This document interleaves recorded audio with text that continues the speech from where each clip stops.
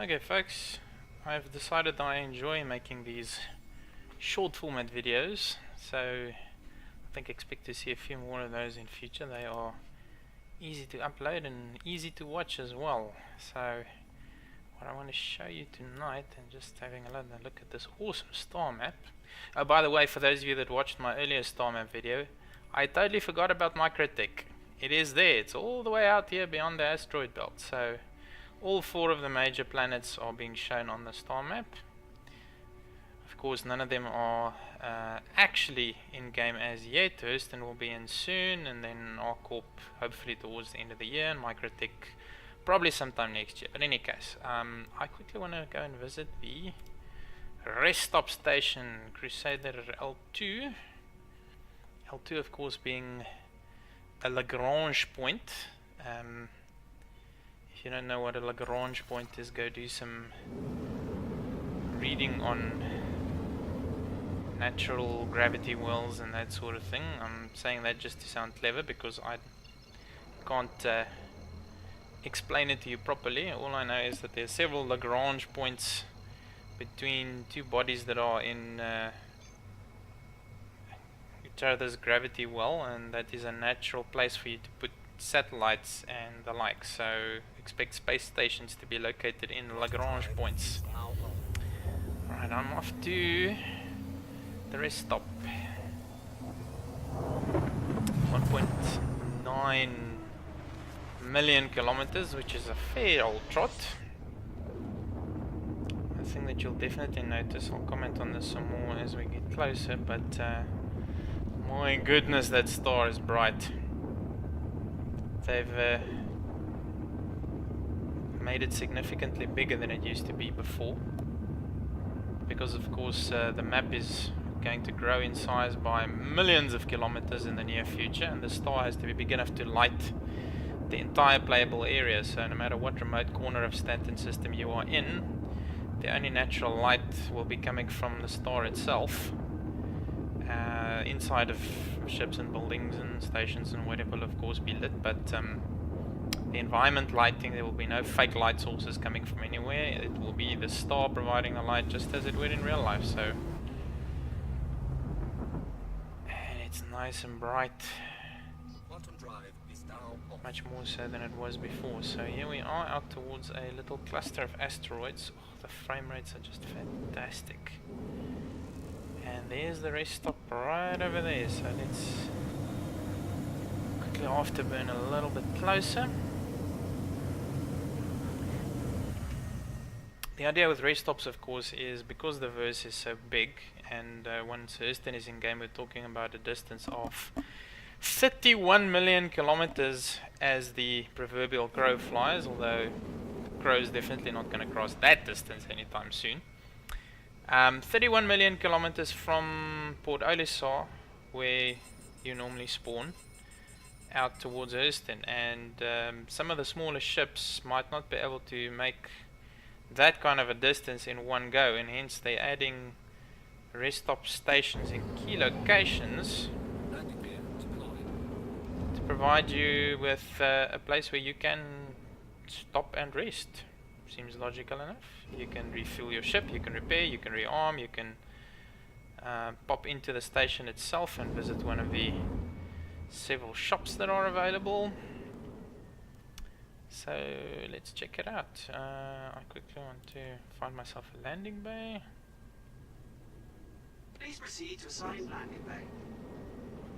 Which is which one exactly?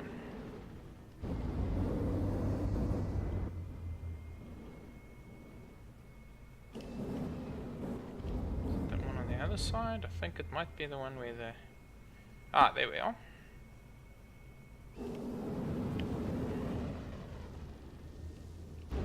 We're on the bright and sunny side now. Just quickly take an external peek so you can get an idea of what the station looks like. Another cool thing about these rest stops is that they are built according to an algorithm, so the designers have put all of the features in place that you would typically find on the inside of such a station. You know, the shop layouts and the landing pads and the solar panels on the side and all of that, but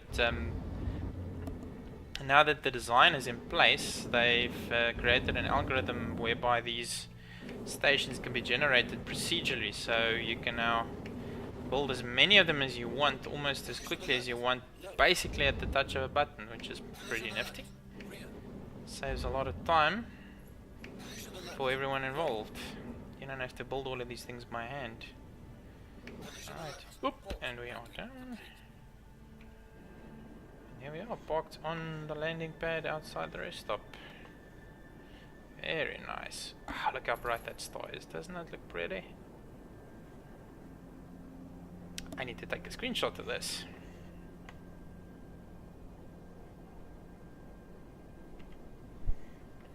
Maybe several.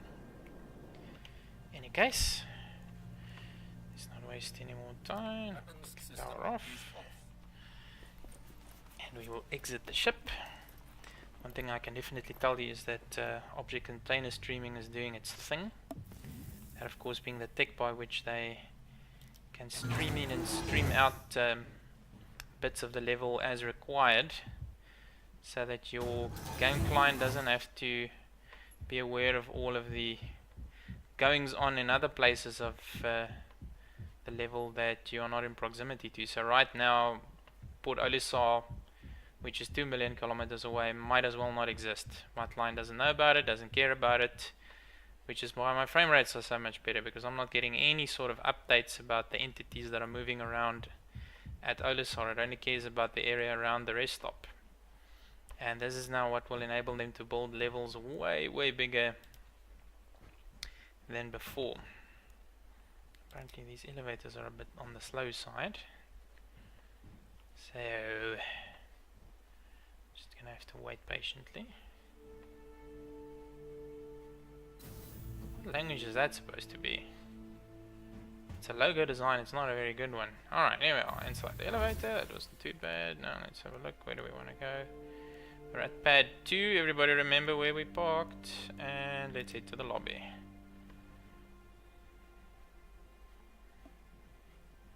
Push the button. Ooh, a bit of a clipping issue there. Hello, stars. That will get fixed. I don't think the rest stop is actually 100% completed as yet, but it looks pretty impressive nonetheless.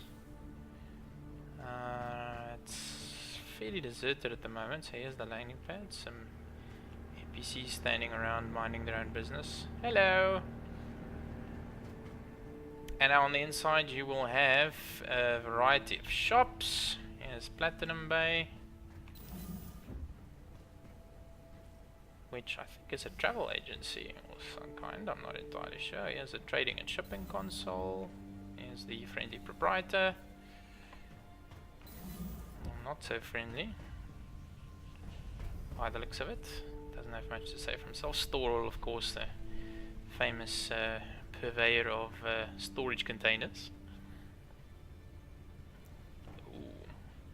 See, we've got some anti-UEE sentiment going on around here. Gutter wash nogal.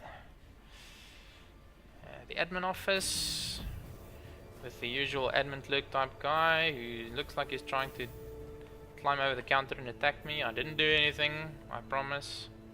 Yeah, it's not home time yet. You can stop looking so bored. Ah, here we go. Here's a Kovalik shipping drop-off container, which is the alternative means by which you can now deliver mission cargoes. You don't have to place it on the counter. You can drop it off inside the container if that is the destination that's been given to you by the mission system. Alright, let's take a quick peek upstairs. More NPCs walking around. Here's another player. Hello, dude. Walking around in his funky armor. Here's a live fire weapons shop. More jumping proprietors. They seem so happy to see me, but they don't have any actual stock on the shelves at the moment. Kasaba clothing, which you'll be familiar with. They've also been robbed by the looks of it. Oh, this man's got some very distinguished looking grey hair. Salute to you. Do you realize you're not actually selling anything, right? I mean, it's just an empty store right now. He doesn't seem to care all that much. But okay, that's the idea. I don't think there's much else around here just yet, but you get the idea. Here's storage lockers, which might actually be usable in future for you to store weapons, equipment, and the like. Here's a store that's apparently opening soon. What it is, I have no idea. If I'm not mistaken, somewhere downstairs there is a viewing deck of some kind. I think it's all the way over here. Yeah, here's the rest and relax area. They tell you to take in the view, so very well. We'll have a look. You enjoying the view, dude? I'm definitely not enjoying your haircut. Some mega-sized asteroids floating around outside. Oh, we've got some running lights over there. Look how cool that is. I think that's pretty nifty. Yeah, the view's not too bad. Lots of them stars outside. And there was one other thing I think I wanted to show you quickly, which I visited before and I thought was pretty nifty. Hangars, landing pads. Okay, I was on landing pad 2, but I want to quickly pop down to one of the hangars because this is quite impressive. Let's head inside and go to hangar 1. There we go. This must be the quietest elevator I've ever heard. I'm not sure if the elevator is actually moving.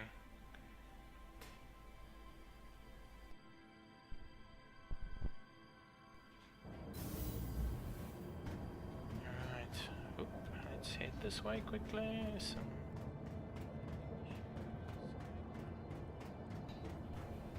And here we are. This is an actual hangar space where you'll be able to park your ships. If you've got one of the bigger ones,